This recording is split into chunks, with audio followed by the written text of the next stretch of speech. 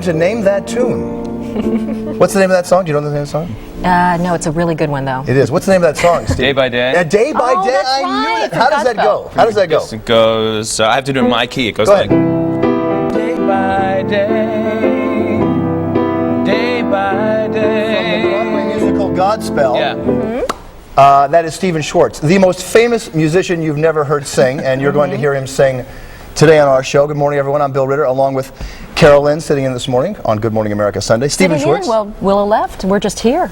We are. You're going to have a series of guests.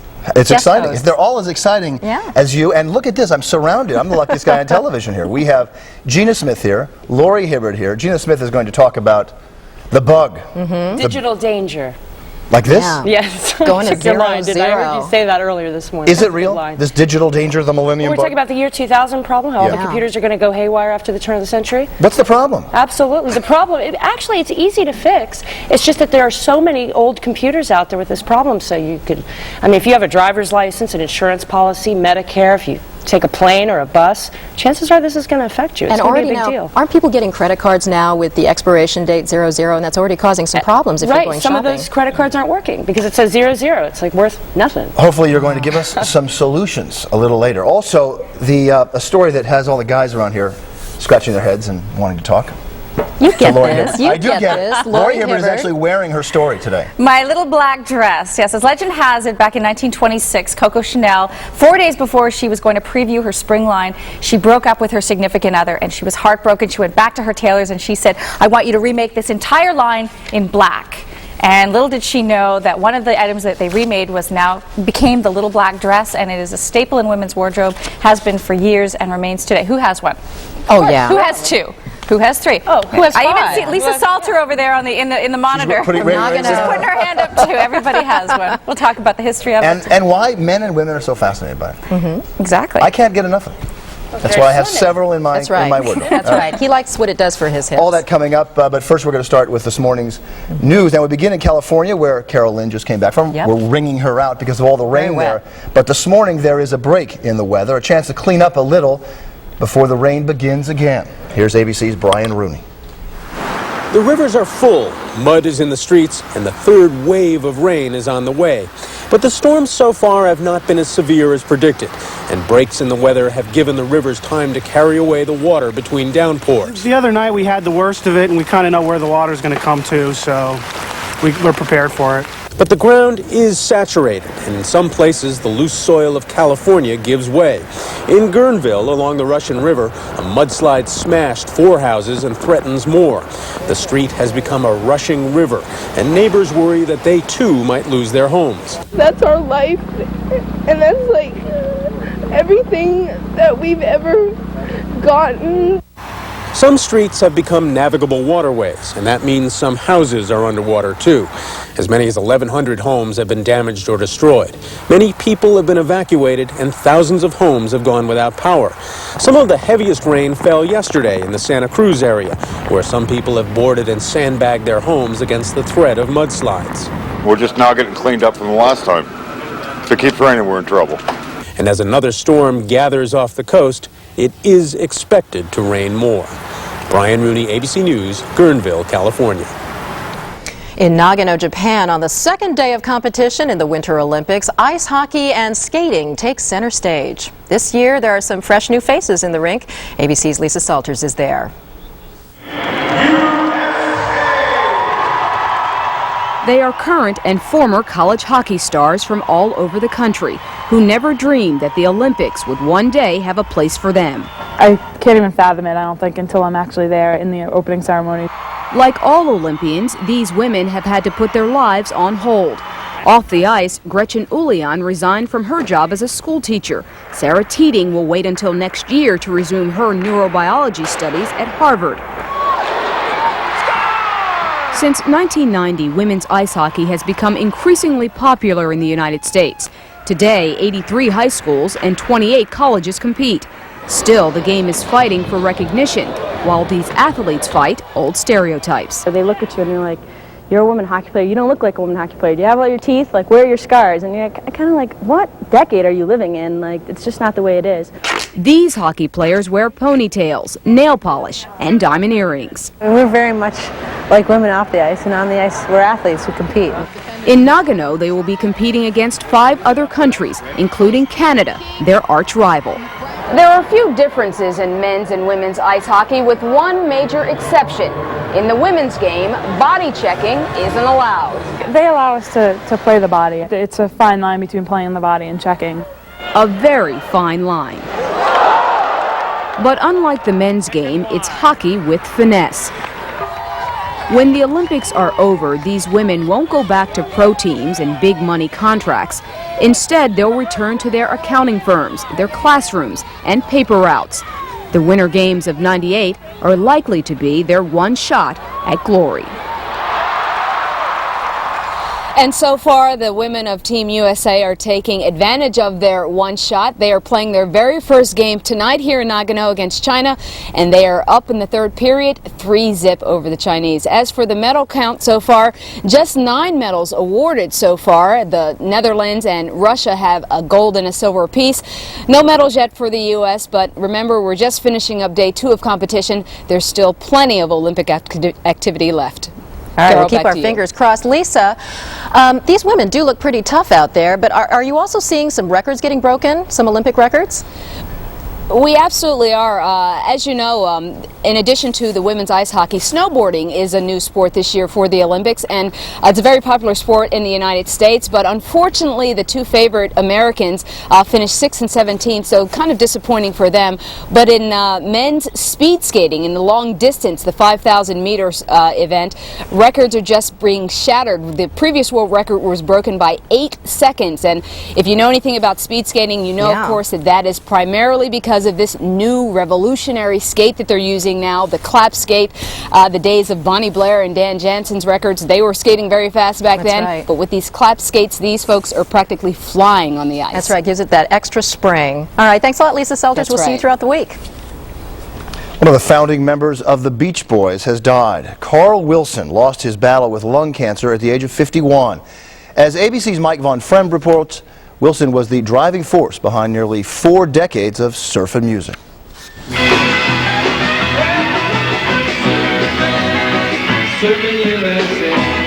When he first played on stage with his 2 older brothers, he called the group Carl and the Passions.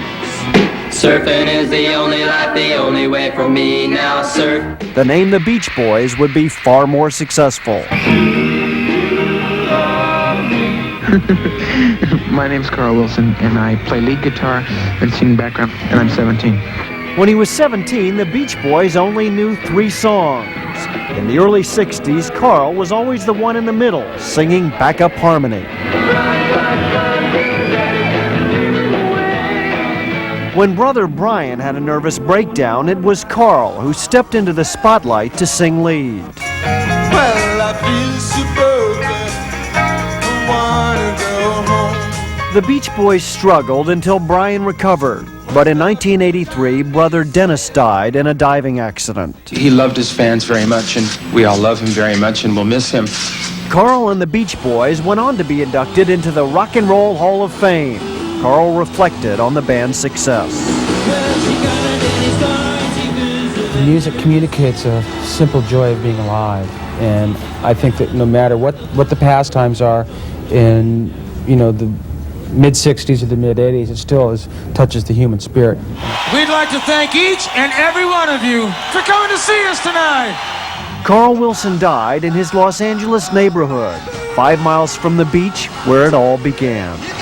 Mike Von Fremd, ABC News, Hollywood. Sad news. Yeah, very sad. Well, coming up, we're going to meet a man with a very simple cure for the computer bug. Stay with us. In the Sunday forecast, the rain keeps falling in Northern California and the rest of the West. The same series of storms will produce snow in the Rockies.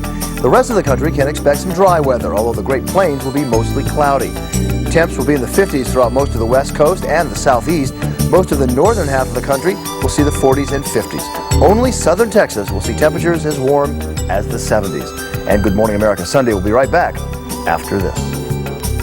Good Morning America Sunday's weather report is brought to you by Oil of Olay Beauty Bar.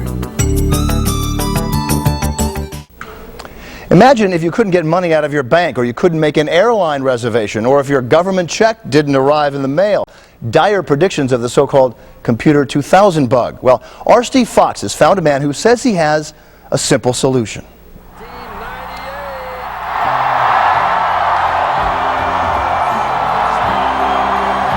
Some people are already planning the party of the century for the turn of the century. And some people are planning for a worldwide computer crash. You may already have heard how many of the nation's computer systems could go haywire when we reach January the 1st of the year 2000. They may go haywire because of a simple problem. Computers use only 2 digits to indicate the year.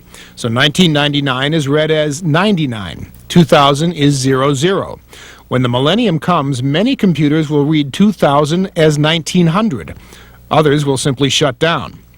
Some are predicting a global info meltdown that will affect everyone from the Pentagon to your local bank. We have turned over our decision processes to computers, and we forgot one small little thing: how to keep them going when the clock rolled over.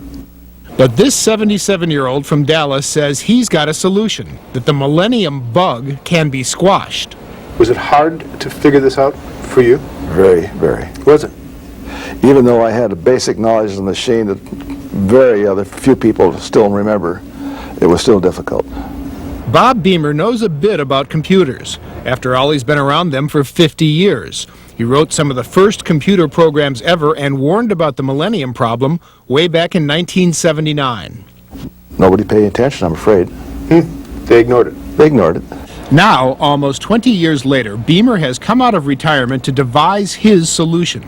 Unlike other fixes, which require programmers to rewrite entire computer code, Beamer's program finds unused memory in the machine and convinces the computer that the year 2000 was actually there all along.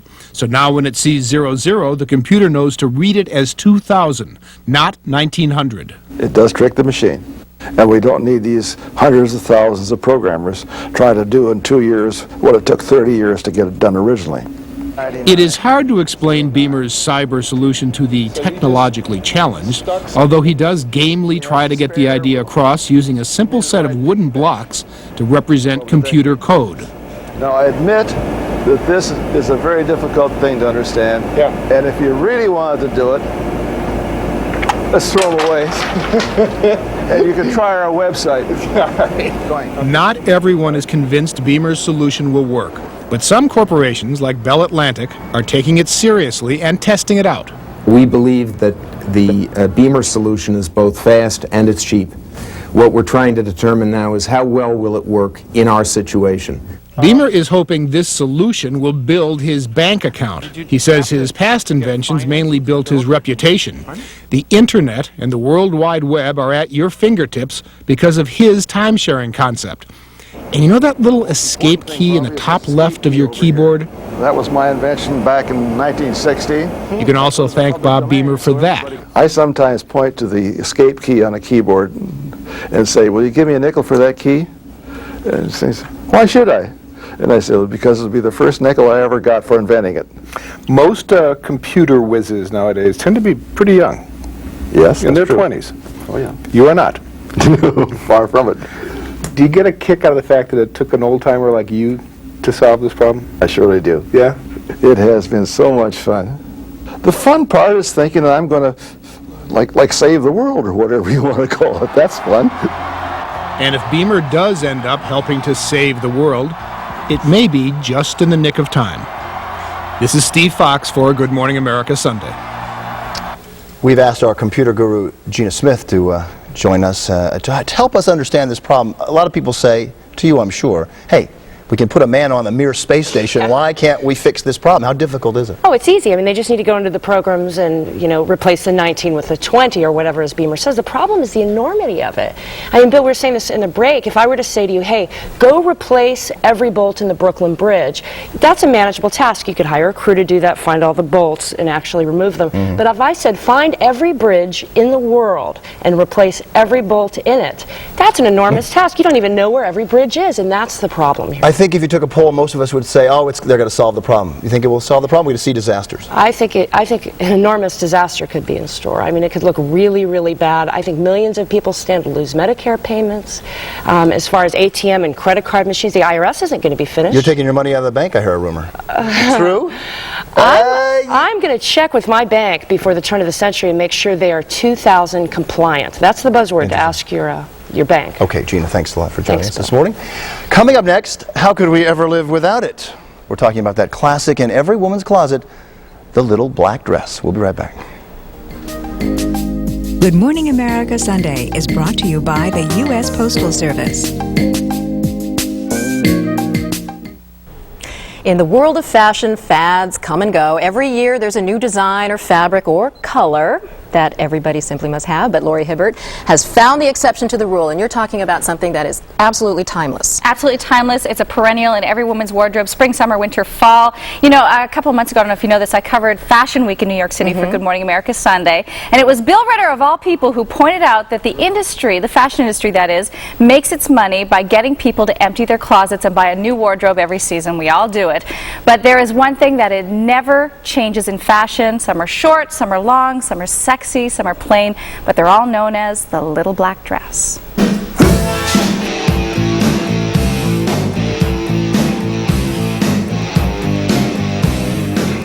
Growing up as a little girl, you always see women in black dresses, and as a little girl you want to be one of these pretty women. Well, I have a short one, I have a long one, I have a winter one, which this isn't it because it's sleeveless. The person who first created the black dress is probably very close to Einstein or Madame Curie, right up there. Well, she didn't win the Nobel Prize, but fashion icon Coco Chanel is the woman credited with creating the little black dress. When this illustration appeared in Vogue back in 1926, Chanel couldn't have known that she had created a fashion classic. This was at a time when women were just starting to enter the workforce. They were discovering their freedom, and the little black dress gave them that. Amy Holman Edelman wrote the book on little black dresses. Literally. She has chronicled the history of the dress from its flapper beginnings through to the present day. It was easy to wear, it was comfortable, it was sexy, it was perfect for every occasion. And it still is. Go to any cocktail party, like this one at Drew University, and you will note a sea of little black dresses. I think that a black dress is a way of not thinking. I can put it on and not think about what I'm going to wear. It puts you in a mood. It's exactly what a tuxedo does for men, I think. While Chanel created the look, it was another woman who sparked the public's imagination, and to this day, her name is synonymous with the little black dress. When I think of a black dress, I think of Audrey Hepburn in Breakfast at Tiffany's. She was just so elegant, so sophisticated, and actually, when she walked into a room, people noticed her. Lady with the black dress on. But let's not forget other women who wore it well. Rita Hayworth, Elizabeth Taylor, Jackie Kennedy Onassis. She's fine and good looking, just like Miss Lena Horne. Can anybody wear it? Anybody can wear a little black dress. Any body type? Every body type, any age, any height, anybody can wear a little black dress. And apparently, you can wear one anywhere, according to Cindy Weber Cleary of Glamour magazine. There's a little black dress for every occasion, whether it's this great day-to-evening dress that you could wear to the office or out at night, this timeless cocktail dress that you could wear this year or 10 years from now, and every woman should have a drop-dead sexy dress that just makes her feel fabulous.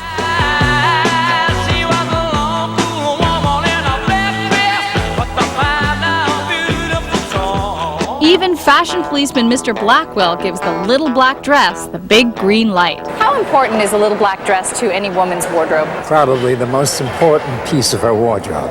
This is the only dress that, with accessories, you can dress up or down.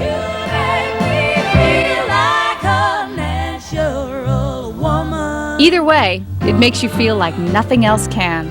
I feel very confident and sexy, yet sophisticated. I feel in charge. I feel in control in a black dress. I think you feel sexier. I think you feel more powerful. I feel thin. I feel sophisticated. and I love it. So will it ever go out of style? I don't think the little black dress will ever go out of style. If you wear a red dress, you see the red dress first. If you wear a black dress, you see the woman first. I think they'll always be around. The day that the black dress goes out is Armageddon. It's over.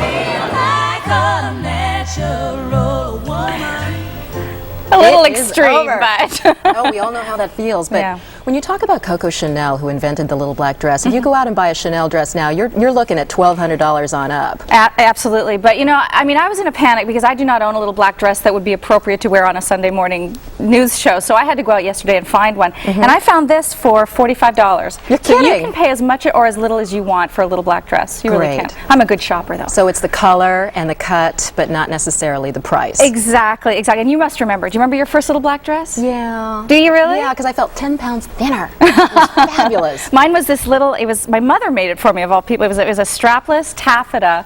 And you felt so grown up. I felt so grown up. I was like 20 years old. It was great. Yeah, it is really a classic. Yep. Thanks, Lori. You're welcome. All right, so we don't have to go out and spend a fortune to look great. Exactly. It's a deal. Love the dress. Thank you.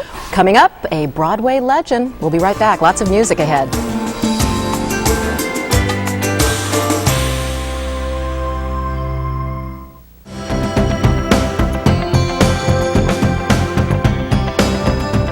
Welcome back. We are with Stephen Schwartz. Did I describe you, were you insulted when I said you are the most famous musician you've never heard perform? I think that's very accurate. Okay, good, because I think it is. You have been behind the scenes, wildly successful, and now you have this new CD, Reluctant Pilgrim. That's Is that right. you? I've done this foolish thing of getting out there and singing in Why front did of you wait everybody. so long? I mean, you've been composing since your early 20s. Maybe I was just smart for a long time, and now I've forgotten, and here I am. No, you know, I wanted to try something new, and people have been encouraging me to do this for a long time, and some people like my strange little voice, and I had these new songs. You know, I'd done a bunch of songs, and people were asking me to hear them or whatever, and I thought, well, I'll Do it yourself. sing them. Right, exactly. You want something done right, do it yourself. Before you perform, what did it feel like? Were you nervous to do Yes, this? yes, I was nervous. I'm still nervous. It makes me nervous. Right now, on our very stage, you're nervous? Absolutely, yes. You don't right seem here. like it. Oh, it's cleverly disguised. Well, will you cleverly disguise a little song for us? Sure. I mean, you want to hear?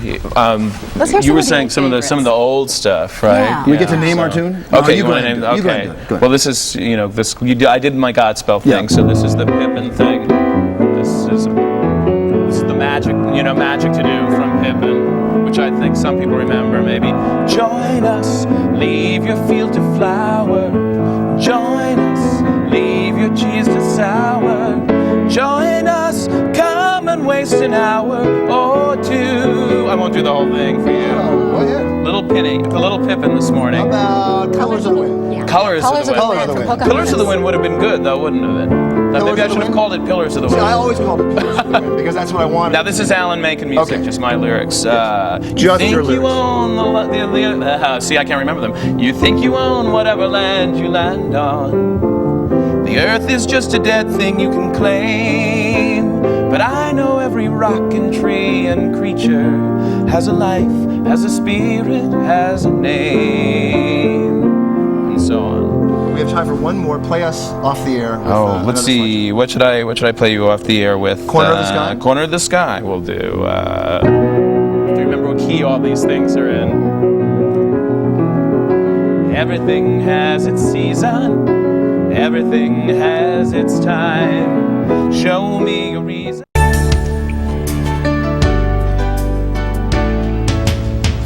I think it's gutsy to be a successful performer and then change gears and start singing when you hadn't sung before. But when you have all that success at such an early age, I mean, you win your first Academy Award and you're only 23 years old. Where do you go at 50? You want to take some chances. And he's taken them, and he's quite good. It was nice. Nice. Farid Shadeh, Welcome Good back. morning. Thank you. Good morning to How are you. You have quite a story. Really powerful. I mean, this is something that I think you got some incredible reactions from Congresspeople in Washington, D.C. to a big problem, teen violence. Exactly. Well, it's so interesting. Congress is the kind of place that's not exactly known for paying much attention to people who are 25 years or under. But what happened was that a group of Michigan students actually went in and decided to present their views on violence. And did it in a way that even congressmen can relate to, Exactly. as well as people outside. That story coming up a little later in this half hour, right for today. First, we're going to start with some news headlines, and we begin with Iraq. That's right. We begin with Iraq. The U.S. is still looking for support in its face-off with Iraq. Defense Secretary William Cohen meets with Arab leaders in the Gulf region today after concluding his European tour this morning. Here's ABC's Bob Zelnick. Defense Secretary Cohen made a veiled reference to Washington's sex scandal in telling U.S. NATO friends why military action against Iraq may be necessary to ensure access for UN inspectors. The UNSCOM inspectors are not seeking to investigate private bedrooms for dirty linen. They're looking for dirty chemicals. Cohen said Saddam Hussein had repeatedly lied about his chemical and biological weapons programs and had compounded the problem by placing presidential palaces, Republican guard bases, and other suspect sites off limits. If UN nations, members of the United Nations, refuse to insist upon compliance with the resolutions that they have passed and endorsed, then what it does is it undercuts the credibility of the United Nations itself. Cohen now heads for the Gulf, where he wants to nail down commitments from several allies to let U.S. combat planes operate from their soil. The buildup in the Gulf continues. Cohen has ordered 19 additional combat aircraft to the region. 8 British Tornado ground attack planes are expected Monday, and Kuwait has ordered the mobilization of 24,000 reserves. Privately, defense officials say an attack against Iraq may still be weeks away, but they have little faith that diplomacy will bring Saddam around, and many see U.S. bombing all but inevitable. Bob Zelnick, ABC News, Munich. Well, is that bombing inevitable? For some answers, we go to Washington. Joining us this week, as she does every week, Cokie Roberts. Cokie, good morning. Good morning, Bill. It does seem inevitable at this point, doesn't it? Well, Secretary Cohen, as you saw, is over there preparing the Arab states for what the United States might do. We'll be talking on this week to Sandy Berger, the President's National Security Advisor. There are some problems for the United States to take military action. The Brits are with us, but it's questionable whether anybody else is, and the French and Russians particularly are trying to come up with a diplomatic solution. The question then is, what does the United States do if they do? And that is a serious question. The other thing that's going on is that the United States Senate is tied up in knots about whether to authorize military force, because there's some concern that this could turn into a Vietnam-type Gulf of Tonkin resolution that the Senate authorizes more than it means to. So it's still a very tricky situation. And I say inevitable, but I say that in quotes because this morning the Saudis are saying the U.S. can't play ball in their backyard. They don't want this attack to happen. Well, they say it depends on what ball you're playing, and that gives a lot of people a lot of control over what the United States is doing, and that's probably not something that's in our national interest, and that's something we'll be talking to Mr. Berger about. We are playing very high stakes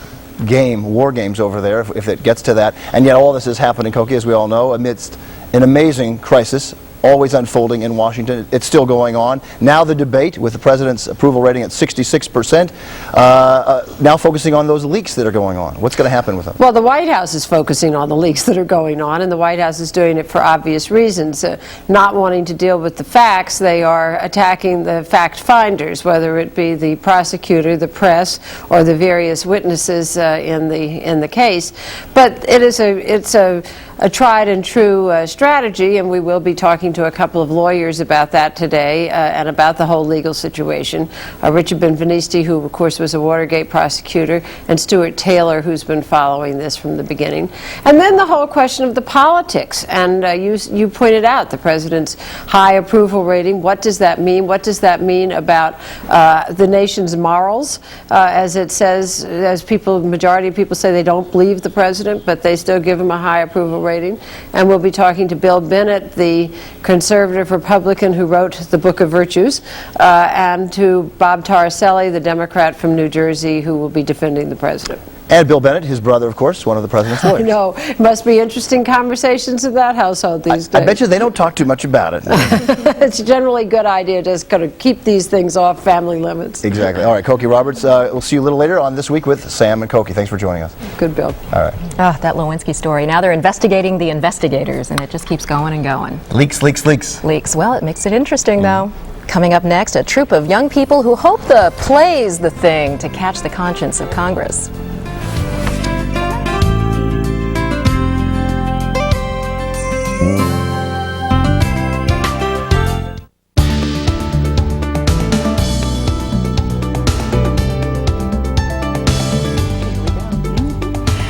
Lawmakers in Washington are used to hearing hours of dry testimony with statistics about scores of problems facing our country. But this week, lawmakers got a break from that routine. Faraya Chidea was there, and she joins us now with a really unique kind of presentation to Congress. Exactly. Well, you know, Carol, basically, politicians are always fighting about money. They're fighting about budget priorities. And now that we're approaching a balanced budget, it's going to be even worse. What gets lost? Sometimes the voices of teenagers. So a group of Michigan teenagers went to Washington to make sure that teens' voices were heard on the issue of violence and how the money is dispersed. In the hallowed halls of Congress, they've heard it all before. Testimony about crime and drugs and teen violence, but never quite like this. She needs to realize that no man should hit a woman. We did nothing wrong, which means we paid for nothing. Or this. Kids killing kids, parents killing children, children killing parents. We're losing each other. These actors are delivering a wake-up call about the relentless violence in teens' lives. 2 years ago, director Bill Ward took words straight from essays by teenagers in Flint, Michigan. They became a play called The Seventh Dream. Do your time, and paybacks are hell! Kids come to see it and they nod their heads and say, yep, that's how it is. That's my life. Last summer, Flint came to symbolize the national issue of teen violence. 3 rural white teens hopped a train and ended up in the city, where they were shot by black teens. One 14-year-old died. And last year, Money magazine called Flint the second most dangerous city of its size. The mayor hopes the Seventh Dream is part of the solution. First off, in order for the healing to begin, you must first acknowledge that there's a problem. And that's what we've done as a community. We've acknowledged there's a problem. The Seventh Dream is a part of the process of healing. Being raped has made my life miserable, and I hope it never, ever happens to anybody. Adults come to see it, and I think they come to this realization of what their kids are experiencing. More than 30,000 people around the country have seen The Seventh Dream. Now, the Flint Youth Theater is bringing it to their most influential audience ever, the lawmakers in Washington. Michigan Congressman Dale Kildee wanted his colleagues to see The Seventh Dream. I think this is a message that Congress has to have and act upon. I saw the first or second performance of the play in Flint, Michigan, where I used to teach school, and I found it a very powerful, jarring, dramatic depiction of violence among our youth. He hopes Congress will make programs for teens a priority. There is so much violence. About 4,000 young people are shot and killed each year in this country. That's a terrible figure. The numbers are already powerful, but the Flint Youth Theater believes that what will really bring home the message of teen violence is words. Real-life stories from actual teens. I want to shoot someone in the head and the neck where they shot my brother. Every word in The Seventh Dream, except for a coroner's report, comes from nearly 1,000 essays submitted anonymously by local teens. I can remember the nights my dad came home late, drunk on the couch. Stephanie Eder takes an essay on alcohol and domestic violence and brings it to life on stage. And that's when my dad would yell and cry and have another drink and say nobody cared. Whether the problem is domestic violence, gangs, or rape, the play gives adults a window onto teens' lives and the violence even the young actors have seen in their neighborhoods and schools. I haven't gone a day in my teenage life without being affected by some kind of violence. Cast member Jonathan Grenay sees their performance as a way of helping break the cycle. You can sit and complain in a coffee shop all you want, but it's not going to do anything unless you actually get out there and do something that's going to make people stop and notice. Do you think The Seventh Dream will make an impact on Congress? Looking out there and seeing, tears streaming down people's eyes, just, you could tell that they were definitely hit by the message that was being said. Well, not only did these kids go to Congress, they also brought with them a mile of chain, the red chain symbolizing words of hate, words like death, and the white chain symbolizing words of hope, forgiveness. And people in the audience throughout their national tour had written these words. And so they're really hoping to make an impact on Congress. You were talking about this play being taken across the country. What's the impact on the kids who actually see the play? The kids who see the play take it very personally. Even if they themselves had not been victims of violence, they know someone who has. And what's interesting is that some other cities are now soliciting their own essays from local teenagers, and they're going to do their own versions of The Seventh Dream. This message must have a lot of credibility and really resonate with these kids, because you're talking about the actual dialogue is from these essays written anonymously by other teenagers, right? Exactly. It has so much resonance with teenagers, and it also has resonance with adults. You could see people crying, and I think that lawmakers, you know, they performed once in the House and once in the Senate, and I think lawmakers could really get a lot out of this. Representative Kildee clearly took an interest in this program, but you have a very emotional performance and you get a very emotional reaction from a congressional audience. But is anybody talking about real solutions? Well, Kildee hopes that after-school programs are the answer. He really does, because most teen violence is committed between the hours of 3 and 8. And we see these statistics coming out of the U.S. Justice Department that show that crime is going down, but amongst 17 and under, crime is actually going up. Absolutely. So something needs to be done. All right. Thanks, Farai. Great story. Thank you. Well, when GMA Sunday returns, Stephen Schwartz will sing for us again.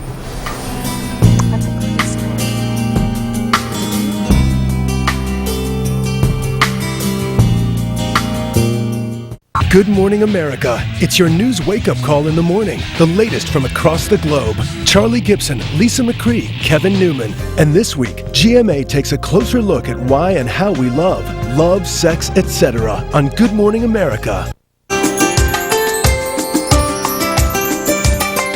Mean version of Chopstick. She was doing it before the show. I thought you played a mean version of Day by Day. That's what you were saying. No, she sang Day by Day earlier, but she played Chopsticks. Okay. Stephen Schwartz has asked Carol and I to sing along with him, and we have respectively declined. You're not going to be my backups? I'm so disappointed. You don't have any backup singers. No, I do, actually. Let me introduce you officially. Okay. Yes, sir. Thank you. Because this is your segment, the whole thing. Yes. Stephen Schwartz is a man behind a lot of music. His Broadway hits include Godspell, Pippin. He wrote the lyrics for Disney's Pocahontas and The Hunchback of Notre Dame. You're a busy guy. That's right. But last year you actually struck out on your own. The wizard came from behind the curtain, came on stage, and you actually started singing, composing and singing your own work, and you introduced a CD, Reluctant Pilgrim, last year. Yep, there it is. And I was just curious about the title, since you decided yourself to start singing so late in life on your own recording.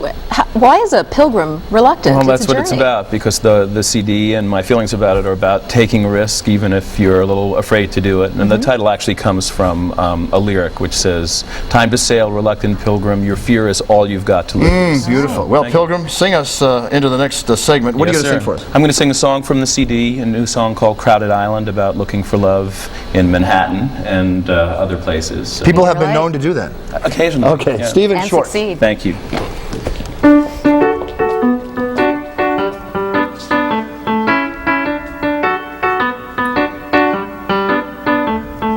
Everyone I know wants to be in love with someone, just not with someone they know. Everyone I know will tell you they're a cynic, then cry at some old movie on the video. Oh, whoa, 8 million people in 22 square miles, and there's never anyone to meet. We're like guests at a banquet with nothing to eat. So we hunger for the waiter or crave the operator on the telephone, just trying not to be alone on this crowded island. Everyone I know wants someone to hold them, just not in too tight a grip. Hey, everyone I know believes that love will save them, just not their current relationship.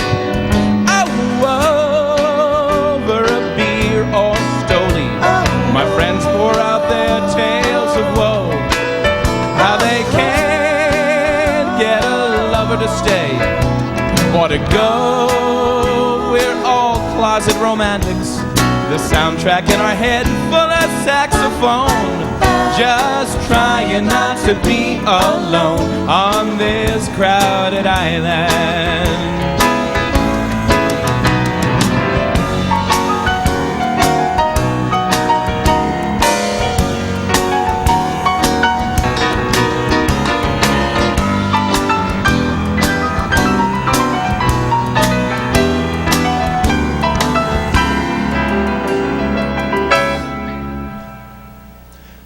Everyone I know wants to be in love with someone, just not with someone they know. Everyone I know will meet someone at a party and think, should I start planning my trousseau? How woeful and horny I smile at you, feeling I could use more charm. Then you smile on back, and all I feel is alarm. I don't know if I want you, but I'm putting on my black jeans and lime cologne, and tonight we won't be alone on this crowded island. On this crowded island, this little crowded island.